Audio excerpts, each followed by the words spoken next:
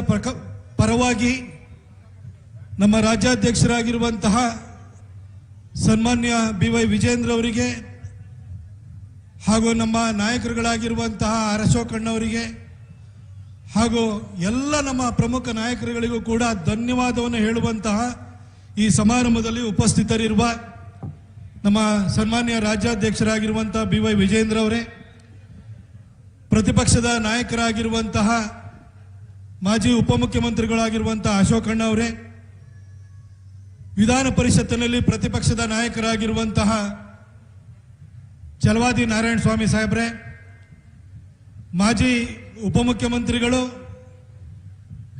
ಹಾಲಿ ಸಂಸದರು ಆಗಿರುವಂತಹ ಗೋವಿಂದ್ ಕಾರಜೋಳ ಸಾಹೇಬ್ರೆ, ದಯವಿಟ್ಟು ಯಾರು ಊಟವನ್ನು ಕೊಡಬೇಡಿ. ಇನ್ನೊಂದು 1 ಗಂಟೆ ಒಳಗಡೆ ಕಾರ್ಯಕ್ರಮ ಮುಗಿಯುತ್ತೆ. ಅಲ್ಲಿ ಊಟದ ಕೌಂಟರ್ ಹತ್ರ ಯಾರಿದ್ರೆ ದಯವಿಟ್ಟು ಊಟ ಕೊಡಬೇಡಿ ಇವಾಗಲೇ. ಹಾಗೂ ವೇದಿಕೆ ಮೇಲೆ ಉಪಸ್ಥಿತರಿರುವಂತಹ ನಮ್ಮ ಭಾಗಕ್ಕೆ ಪರಿವಾರ ತಳವಾರ ಸಮುದಾಯಗಳಿಗೆ ನ್ಯಾಯ ಕೊಡಲಿಕ್ಕೆ ಅವಿರತವಾಗಿ ಶ್ರಮಿಸಿದಂತಹ ಮಾಜಿ ಸಚಿವರು ಆಗಿರುವಂತಹ ಶ್ರೀರಾಮುಲು ಅಣ್ಣ ಅವರೇ, ಹಾಗೂ ನಮ್ಮ ಜನಪ್ರಿಯ ಸಂಸದರು ಮೈಸೂರಿನ ಮಹಾರಾಜರು ಆಗಿರುವಂತಹ ಯದುವೀರ್ ಮಹಾರಾಜರೇ, ಸನ್ಮಾನ್ಯ ಶಾಸಕರಾಗಿರುವಂತಹ ವತ್ಸಣ್ಣ ಅವರೇ, ಜಿಲ್ಲಾಧ್ಯಕ್ಷರಾಗಿರುವಂತಹ ನಾಗೇಂದ್ರಣ್ಣವರೇ, ಸುಬ್ಬಣ್ಣ ಅವರೇ, ಹಾಗೂ ಎಲ್ಲ ಈ ವೇದಿಕೆಯಲ್ಲಿ ಉಪಸ್ಥಿತರಿರುವಂಥ ಎಲ್ಲ ನಮ್ಮ ಗಣ್ಯಮಾನ್ಯರೇ, ನಾಯಕರೇ, ಹಾಗೂ ವೇದಿಕೆ ಮುಂಭಾಗದಲ್ಲಿ ಆಸೀನರಾಗಿರುವಂತಹ ನನ್ನ ಮಾಧ್ಯಮ ಮಿತ್ರರೇ ಹಾಗೂ ಕಾಯಕ ಸಮುದಾಯಗಳ ಎಲ್ಲ ಬಂಧುಗಳೇ, ರಘುವರನ್ನ ಆರ್ ರಘು ಅಂತೇಳಿ ಹೇಳಿದ್ರೆ ಯಾರಿಗೂ ಕೂಡ ಆರ್ ರಘು ಅಂದ್ರೆ ಯಾರು ಅಂತ ಗೊತ್ತಾಗಲ್ಲ. ಆದ್ರೆ ಕೌಟಿಲ್ಯ ರಘು ಅಂತೇಳಿ ಹೇಳಿದ್ರೆ ಪ್ರತಿಯೊಬ್ಬರಿಗೂ ಕೂಡ ಈ ಭಾಗದಲ್ಲಿ ಪ್ರತಿಯೊಬ್ಬರು ಕೂಡ ಅವ್ರನ್ನ ಗುರುತು ಮಾಡ್ತಾರೆ. ಕೌಟಿಲ್ಯ ರಘು ಅವರು ಇವತ್ತು ವಿಧಾನ ಪರಿಷತ್ತಿಗೆ ಹೋಗಿರ್ಬೋದು, ಆದ್ರೆ ಅವರು ಮೂಲತಃ ಶೈಕ್ಷಣಿಕ ಕ್ಷೇತ್ರದಲ್ಲಿ ಮೈಸೂರಿನಲ್ಲಿ ಒಂದು ಛಾಪು ಮೂಡಿಸಿದಂತಹ ವ್ಯಕ್ತಿ. ಅವರು ಕೈಗೆಟಕುವಂತಹ ಬೆಲೆನಲ್ಲಿ ಗುಣಮಟ್ಟದ ಶಿಕ್ಷಣವನ್ನು ಕೊಟ್ಟು ಮೈಸೂರಿಗರ ವಿಶ್ವಾಸಕ್ಕೆ ಪಾತ್ರರಾಗಿರುವಂಥವ್ರು. ಹಾಗೆ ಅವರ ಹತ್ರ ಯಾವಾಗಲೇ ಮಾತಿಗೆ ಕೂತಾದಲ್ಲೂ ಕೂಡ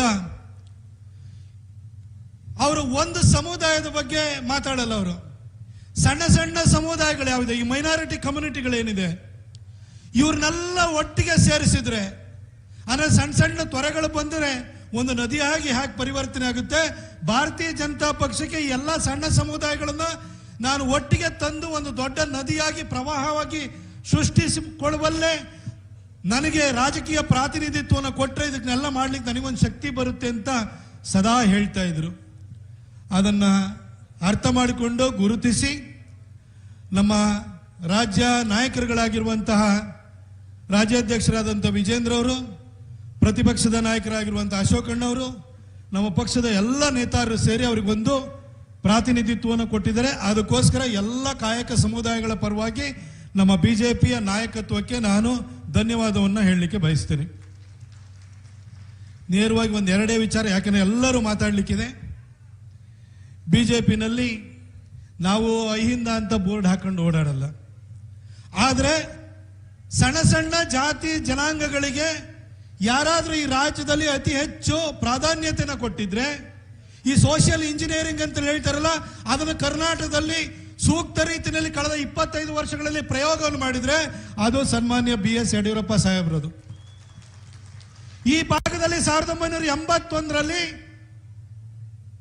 ಏರಿಯಾ ರಿಸ್ಟ್ರಿಕ್ಷನ್ ಆಕ್ಟ್ ಬಂದಾದ ನಂತರ ನಮ್ಮ ನಾಯಕ ಸಮುದಾಯಕ್ಕೆ, ನಮ್ಮ ST ಸಮುದಾಯಕ್ಕೆ ರಿಸರ್ವೇಶನ್ ಅನ್ನು ಕೈ ತಪ್ಪಿ ಹೋಗಿತ್ತು.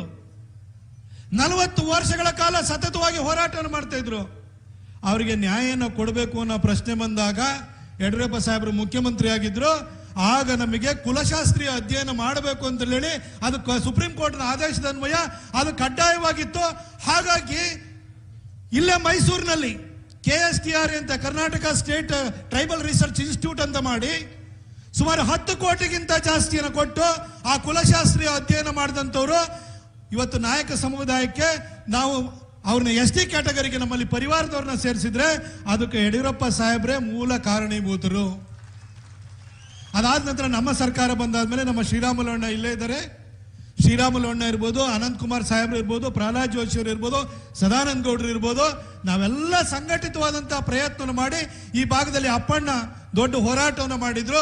ಹಾಗೆ ಸಿದ್ದರಾಜಣ್ಣನು ಇದ್ರು, ನಮ್ಮ ಮೇಯರ್ ಶಿವಕುಮಾರ್ ಇದ್ರು, ಎಲ್ಲರೂ ನಾವು ಸಂಘಟಿತವಾಗಿ ಪ್ರಯತ್ನ ಮಾಡಿದ್ರು. ಯಡಿಯೂರಪ್ಪ ಸಾಹೇಬ್ರು ಯಾವ ಉದ್ದೇಶವನ್ನು ಇಟ್ಕೊಂಡೋಗಿದ್ರು ಆ ಉದ್ದೇಶವನ್ನು ಈಡೇರಿಸಿ ಇವತ್ತು ಪರಿವಾರ ಸಮುದಾಯಗಳಿಗೆ ಮೈಸೂರು ಭಾಗದಲ್ಲಿ ನ್ಯಾಯ ಕೊಟ್ಟಿದ್ದು ಬಿಜೆಪಿನೇ ಹೊರತು ಬೇರೆ ಯಾವ ಪಕ್ಷಗಳು ಅಲ್ಲ. ಅದಕ್ಕೆ ಮೂಲ ಕಾರಣೀಭೂತರು ಯಾರು? ನಮ್ಮ ಯಡಿಯೂರಪ್ಪ ಸಾಹೇಬ್ರು. ಹಾಗೆ ವಿಶ್ವಕರ್ಮ ಸಮುದಾಯದಕ್ಕೂ ಕೂಡ ಆ ವ್ಯಕ್ತಿ ಇವತ್ತು ನಮ್ಮ ಜೊತೆಯಲ್ಲೇ ಇರ್ಬೋದು, ಆದ್ರೆ ಆ ವ್ಯಕ್ತಿಗೂ ಕೂಡ ವಿಶ್ವಕರ್ಮ ಸಮುದಾಯಕ್ಕೂ ವಿಧಾನ ಪರಿಷತ್ತಲ್ಲಿ ಪ್ರಾತಿನಿಧಿತ್ವವನ್ನು ಕೊಟ್ಟಂತವ್ರು ನಮ್ಮ ಯಡಿಯೂರಪ್ಪ ಸಾಹೇಬ್ರು. ಒಂದು ಸಣ್ಣ ಸಣ್ಣ ಗಾಣಿಗ ಸಮುದಾಯದವ್ರನ್ನ ಕರ್ಕೊಂಡ್ಬಂದು ಅವರಿಗೆ ರೆಪ್ರೆಸೆಂಟೇಷನ್ ಕೊಟ್ಟರು. ಅವರ ವೆಲ್ಫೇರ್ ಸ್ಕೀಮ್ಗಳಿತ್ತು, ಎಲ್ಲ ಜನರನ್ನು ಕೂಡ ತಟ್ಟಿದು ಇವತ್ತು ಕಾಯಕ ಸಮುದಾಯಗಳ ಒಬ್ಬ ಪ್ರತಿನಿಧಿ ರೀತಿಯಲ್ಲಿ ಇವತ್ತು ಕೌಟಿಲ್ಯ ರಘು ಅವರಿಗೆ, ಸನ್ಮಾನ್ಯ ವಿಜೇಂದ್ರ ಅವರು, ಅಶೋಕಣ್ಣ ಅವರು ಹಾಗೂ ನಮ್ಮೆಲ್ಲ ನಾಯಕರು ಪ್ರಾತಿನಿಧಿತ್ವವನ್ನು ಕೊಟ್ಟಿದ್ದಾರೆ. ಬಿಜೆಪಿ ಸದಾ ನಿಮ್ಮ ಪರವಾಗಿರುತ್ತದೆ. ನಾವು ಭಾಷಣ ಹೊಡೆಯಲ್ಲ, ಆದ್ರೆ ಕೃತಿಯಲ್ಲಿ ಮಾಡಿ ತೋರಿಸ್ತೀವಿ ಅನ್ನೋದಕ್ಕೆ ಇದೊಂದು ಉದಾಹರಣೆ ಅಂತ ಹೇಳಲಿಕ್ಕೆ ಬಯಸ್ತೇನೆ.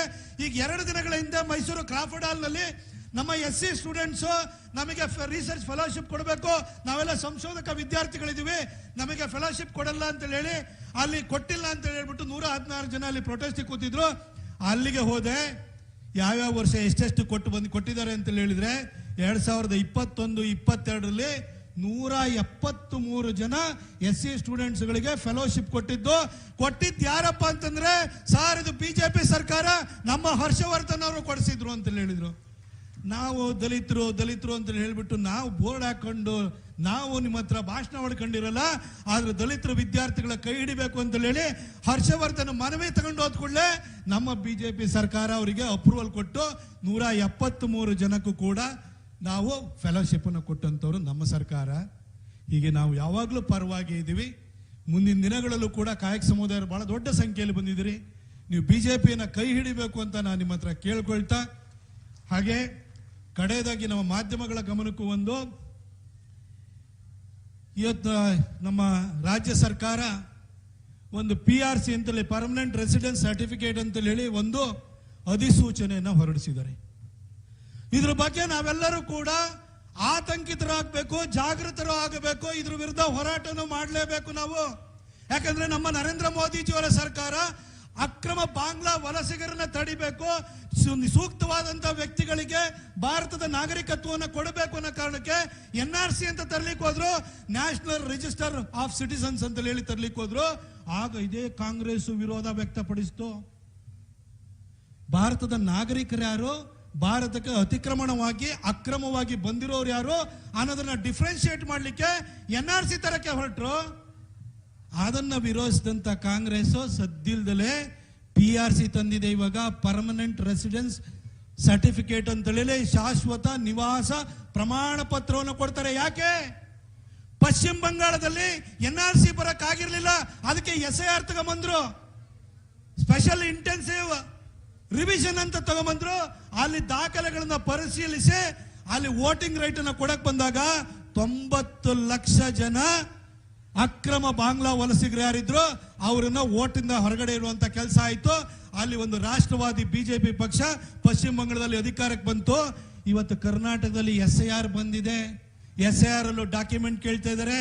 ಹಾಗಾಗಿ DK ಶಿವಕುಮಾರ್ ಅವರು ಈ PRC ಅಂತ ಶಾಶ್ವತ ನಿವಾಸ ಪ್ರಮಾಣ ಪತ್ರ ಕೊಡ್ತೀವಿ ಅಂತ ಯಾಕೆ ಹೊರಟಿದ್ದಾರೆ? NRC ನ ವಿರೋಧಿಸೋದು, ಅದನ್ನು ಮಾಡುವಂತ ಹಕ್ಕಿರೋದು ಕೇಂದ್ರ ಸರ್ಕಾರಕ್ಕೆ. DK ಶಿವಕುಮಾರ್ ಯಾಕೆ ಮಾಡ್ಲಿಕ್ಕೆ ಹೊರಟಿದ್ದಾರೆ? ವೆಸ್ಟ್ ಬೆಂಗಾಲಲ್ಲಿ 90 ಲಕ್ಷ ಟೋಪಿ ವಾಲಗಳು ಯಾರಿದ್ರು, ಆ ಟೋಪಿ ವಾಲಗಳು ನಮ್ಮವರಲ್ಲ, ಅವರು ಹೊರಗಿನವರು ಅಕ್ರಮವಾಗಿ ಬಂದಿದ್ರು ಅಂತ ಗೊತ್ತಾಯ್ತು. ಆ ಟೋಪಿ ವಾಲಗಳು ವೆಸ್ಟ್ ಬೆಂಗಾಲ್ ಅಲ್ಲಿ ಸುವೇಂದ್ರ ಅಧಿಕಾರಿ ಬಂದಾದ ಕೂಡಲೇ ಕರ್ನಾಟಕಕ್ಕೂ ಬಂದಿದ್ದಾರೆ. ಸಾಲಾಗಿ ದಂಡಾಗಿ ಇದೇ ರೈಲ್ವೆ ಸ್ಟೇಷನ್ ಅಲ್ಲಿ ಬಂದು ಇಳಿತಾ ಇದ್ದಾರೆ.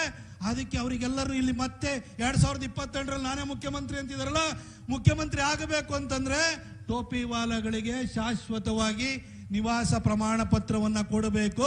ಅದಕ್ಕೋಸ್ಕರವಾಗಿ ಸದ್ದಿಲ್ದಲ್ಲೇ PRC ತಂದಿದ್ದಾರೆ. ಇದನ್ನ ನಾವು ಗಮನಿಸಬೇಕು ಬಂಧುಗಳೇ. ಸಿದ್ದರಾಮಯ್ಯನವರಾದ್ರೂ ಕೂಡ ನೇರವಾಗಿ ವಿರೋಧಿಸ್ತಾ ಇದ್ರು. ನಮಗೆ ನಮ್ಮ ಹಿಂದೂ ವಿರೋಧಿ ಯಾರು ಅಂತ ಕಾಣಿಸ್ತಾ ಇತ್ತು. ಆದ್ರೆ ಡಿ ಕೆ ಶಿವಕುಮಾರ್ ಕೈ ತುಂಬಾ ದಾರ ಕಟ್ಕೊಂಡಿರ್ತಾರೆ, ಕೊರಳು ತುಂಬಾ ಹಾರ ಹಾಕೊಂಡಿರ್ತಾರೆ, ಬೆಳಗ್ಗೆ ಎದ್ದ ಕೂಡಲೇ ದೇವಸ್ಥಾನಕ್ಕೆ ಹೋಗ್ತಾರೆ. ಇವರೇನು ಹಿಂದೂ ಭಕ್ತರು, ಬಹಳ ಹಿಂದೂ ಪರವಾಗಿದ್ದಾರೆ ಅಂತ ದಯವಿಟ್ಟು ನೀವು ಮಿಸ್ಟೇಕ್ ಮಾಡ್ಕೊಳಕ್ ಹೋಗ್ಬೇಡಿ. ಶಿವನ ಬೆಟ್ಟ, ಕಪಾಲಿ ಬೆಟ್ಟವನ್ನ ಯೇಸು ಬೆಟ್ಟ ಮಾಡಕ್ ಹೋಗಿದೆ ಇದೆ ಡಿ ಕೆ ಶಿವಕುಮಾರ್. ದಯವಿಟ್ಟು ಅವರು PRC ತರ್ತಾ ಇರೋದ್ರ ಹಿಂದೆನೂ ಕೂಡ ಉದ್ದೇಶ ಶುದ್ಧಿ ಇಲ್ಲ. ಟೋಪಿ ವಾಲಾಗಳನ್ನ ವೋಟರ್ ಲಿಸ್ಟ್ ಅಲ್ಲಿ ಉಳಿಸ್ಬೇಕು ಅಂತ ಹೇಳಿ ಬಂದಿರುವಂತ ಸಂದರ್ಭದಲ್ಲೇ PRC ತಂದಿದ್ದಾರೆ. ಇದಕ್ಕೆ ನಾವೆಲ್ಲರೂ ಕೂಡ ಜಾಗೃತರಾಗಬೇಕು, ಹೋರಾಟ ಮಾಡಬೇಕು ಅಂತ ಹೇಳ್ತಾ ನನಗೆ ಮಾತಾಡ್ಲಿಕ್ಕೆ ಅವಕಾಶ ಮಾಡಿಕೊಟ್ಟ ಎಲ್ಲರಿಗೂ ಮತ್ತೊಂದ್ಸರಿ ನಮ್ಮ ಎಲ್ಲ ಕಾಯಕ ಸಮುದಾಯಗಳಿಗೆ ಹೇಳಲಿಕ್ಕೆ ಬಯಸ್ತೇನೆ. ನಿಮ್ಮೆಲ್ಲರ ಪ್ರತಿನಿಧಿಯಾಗಿ ರಘು ಅವರನ್ನ ನೀವು ಬೆಳೆಸಿ, ನೀವು ಕೈ ಹಿಡಿದ್ರೆ ಮುಂದೊಂದು ದಿನ ಇನ್ನೂ 10 ಜನಕ್ಕೆ ಪ್ರಾತಿನಿಧ್ಯ ಕೊಡಲಿಕ್ಕೆ ಅವಕಾಶವನ್ನ ಮಾಡಿಕೊಡ್ಲಿಕ್ಕೆ ನೀವು ರಘುವರನ್ನ ಕೈ ಹಿಡಿದು ಬೆಳೆಸಿದ್ರೆ ಮಾತ್ರ ಬಿಜೆಪಿಗೆ ಆ ಧೈರ್ಯ ಬರುತ್ತೆ. ಎಲ್ಲರೂ ನಮ್ಮ ಜೊತೆ ಇದ್ದಾರೆ, ನಮಗೆ ಬೆಂಬಲ ಕೊಡ್ತಾರೆ ಅಂತ ಅಂದಾಗ ನಿಮಗೆ ಇನ್ನೂ ಹೆಚ್ಚಿನ ಆದ್ಯತೆಯನ್ನು ಕೊಡಲಿಕ್ಕೆ ಅನುಕೂಲ ಆಗುತ್ತೆ. ದಯವಿಟ್ಟು ಈ ಭಾಗದಲ್ಲಿ ರಘುವರನ್ನ ಕಾಯಕ ಸಮುದಾಯಗಳ ನಾಯಕರಾಗಿ ಬೆಳೆಸಿ ಅಂತೇಳಿ ಹೇಳ್ಬಿಟ್ಟು ಮಾತ್ರ ಮನವಿಯನ್ನು ಮಾಡಿಕೊಂಡು ನನ್ನ ಮಾತನ್ನು ಮುಗಿಸ್ತೀನಿ. ಬೋಲೋ ಭಾರತ್ ಮಾತಾ ಕಿ. ಪ್ರತಾಪ್ ಸಿಂಹರ್ ಅವರಿಗೆ ಧನ್ಯವಾದಗಳು. ನರಸಿಂಹಾಚಾರ್ OBC ಜಿಲ್ಲಾಧ್ಯಕ್ಷರು ಅವರಿಗೆ ಕಿರುಕಾಣಿಕೆ ನೀಡಬೇಕು ಅಂತ ಕೇಳ್ಕೊಳ್ತೀವಿ. ದಯಮಾಡಿ ಊಟವನ್ನ ಕೊಡ್ತಕ್ಕಂಥದ್ದನ್ನ ಸ್ಟಾಪ್ ಮಾಡಿ